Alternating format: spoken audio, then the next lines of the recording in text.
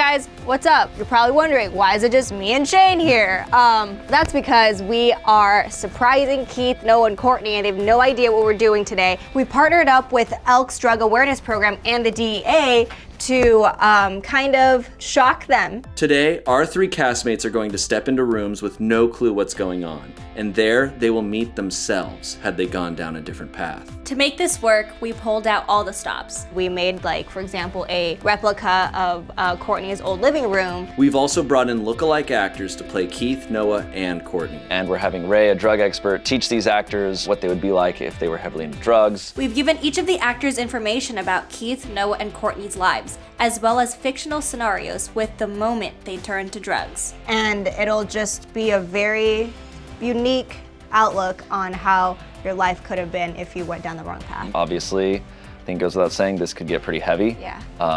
It's not our typical video, so just be prepared. Let's go. Let's go.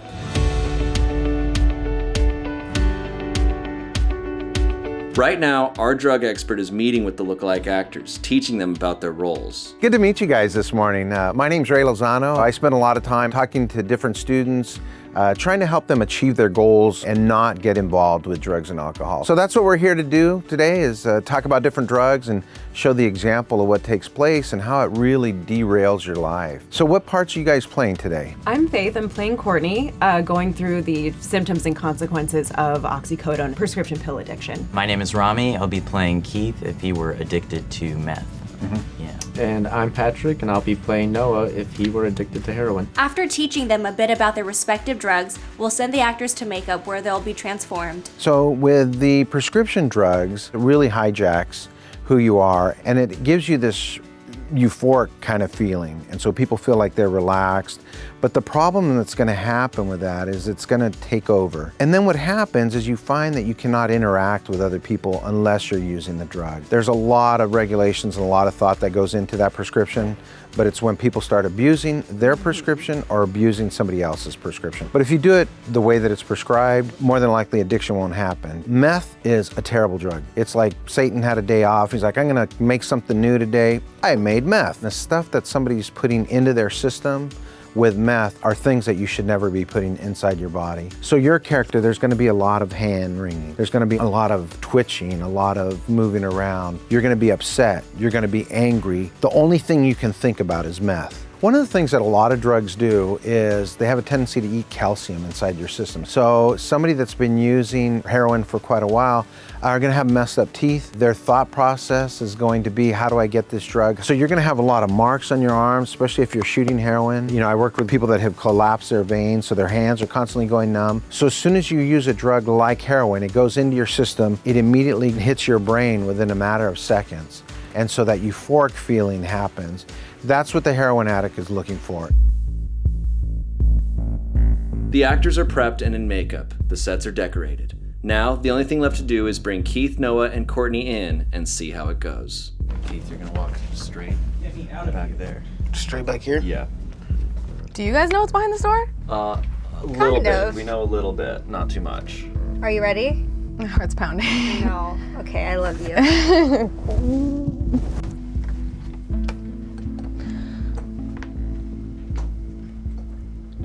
Hey. Hi. Why do I feel like I'm like in my room from 2015? Get me out of here. Yo. Hello? The hell are you doing? Get me out of here! Hey man, you gotta get me out of here. Whoa. Hey, Noah. This is your apartment? Yeah, we live here. What's going on here?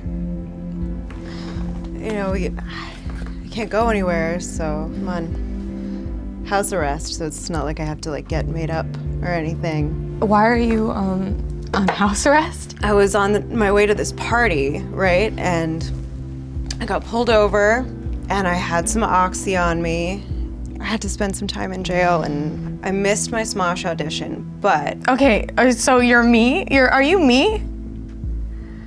Oh. You still singing? Yo. What's your name? You really don't know? Birthday's coming up, huh? Yo, you know a little bit too much about me. This is okay. All right. I could dance real good. Nobody cares about me anymore. When Oh, Dad saw our no. Are you me? Ugh, man.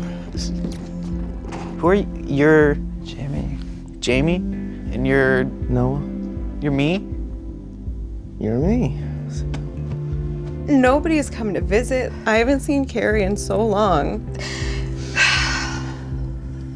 Oh my God. I couldn't imagine being Carrie and seeing this. And I imagine if my family saw me like that, I don't know what they would do. It'd just break their heart. I mean, seeing this breaks my heart. I'm the type of person that I fear every decision that I make. Seeing how much I missed out would just destroy me. We should have never taken that hit. Dad's face. Why did we do that to him? Wow. I haven't seen anybody in 7 years. Casing. Nobody talks to us because of what we did with Casing. Bringing us drugs. Why did we do that? Why did we do that? Y'all know how I feel about my nephew. My dad. This is rough. When we got into that car accident, you were 16 and we were drunk. The doctor said, take these, and we said, okay. Wow. So we took them. And that led to here. After our back healed and the doctor didn't give us any more medicine, you wanted your fix. $5. $5. What? But we didn't want to stop. $5 turned into 10, 10 into 20, $100 a day. Goodness, your skin is actually boiling. That's scary. Where even are we? This looks like a This is your home, abandoned apartment. This is not my home. This is not where I choose to be. This is not how I choose to live my life. I forgot that's what I used to sound like. Wow. I used to work at a pharmacy, and I saw people like this all the time that were getting prescriptions, and they probably shouldn't have been getting as many as they were, and that pharmacy was still filling them, and I just couldn't imagine what this would feel like if this was me and I saw my potential self come into my room. Thank you for doing this.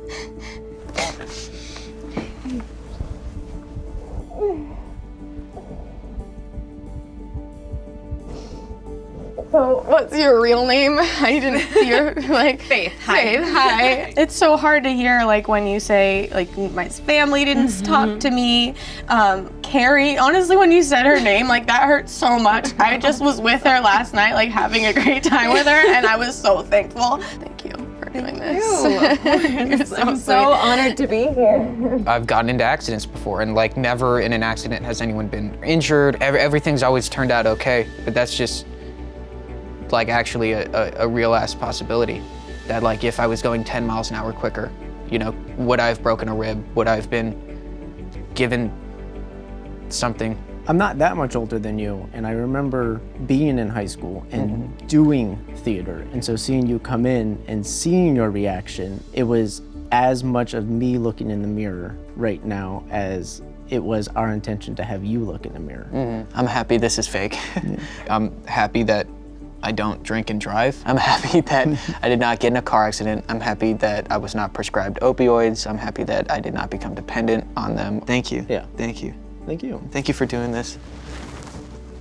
I'll give you a hug too if you don't mind. Yeah, thanks, man. Thank you.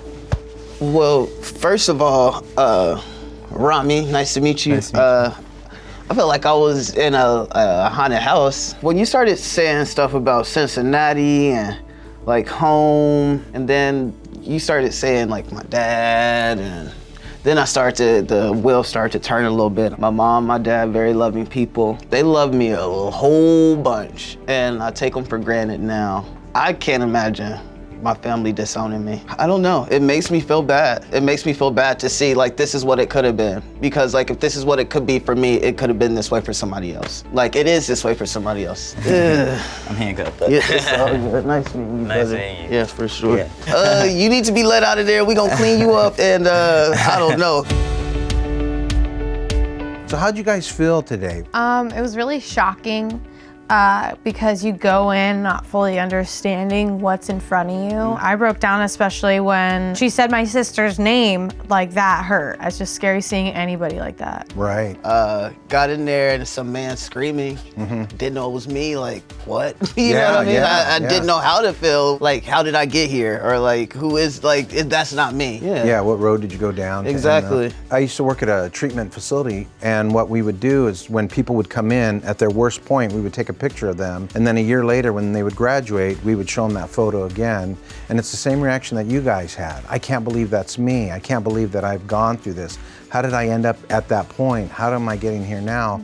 And the thing that we always need to remember is the hope that, you know, you can turn your life around. Similar with Keith, I mean, the opening to my experience was walking down this hallway that honestly felt like a zombie movie. I saw the syringe, like I saw the boils, the blisters. I didn't know that it was me. Like that was when it was definitely a weird turn. In my story, I was 16 and I decided to drink and drive, and that led me to a car accident, which led me to shattering 3 of my vertebrae, which led me into getting prescribed some sort of painkiller. I mean, if you're prescribed something, the doctor means well. They're not handing you heroin. Poison, you know? And it led to your addiction to heroin, right? It's like a slope of choices. Yeah. It's not that my doctor gave me a pill and no, it started because you drank and drive. Yeah. When a doctor prescribes, take 1 pill a day for the next 2 weeks, take 1 pill a day. So the prescription part, if the doctor's going to prescribe that, it's different than taking more than what the doctor's prescribing or purchasing it from a friend. So what you guys had is an awesome opportunity that I wish more people would be able to have future them come and say, don't do this or don't make that mistake. I think that's the roughest part of this experience is the fact that like addiction is so an experience that everyone is more connected to and closer to than I think they ever realize. I think all 3 of you said, how can I help? And that's what we need to have more of, is how can we help? And that's what we do with my presentations that I'm doing with the Elks, is going out there and trying to find that help for kids. Where could people go to get involved? One of the places they can go to get involved is the Elks website. So it's elks.org/DAP, and that stands for Drug Awareness Program. Nice. Yep. And then also they can go to justthinktwice.com. That's the DEA's website, and there's a lot of great information on that. And then there's the Red Ribbon Week. Yeah, it's always hard to say. Yes. Oh, I won a slogan contest back in the day. Yeah. You did? Yeah, I did. That's awesome. My mom actually helps me, but I won. Thank you so much for watching us experience this. We know it's not our normal content that we do. Thank you for everything that you've done today. Thank you to Elks, everybody. the DAP, Awesome to be able to do it again. and thank you to the DEA for helping us do this. And there's a bunch more education to be found in the links in the description. You can go to Ray's website, you can go to the Elks website. There's a bunch of stuff to learn from, and you can even put in a request to hopefully have them talk to your school. I'm so proud of this. Yeah, hold on. Awesome. Ray, can we give you a hug now? Yeah, Can we give you a hug? Thanks, you guys.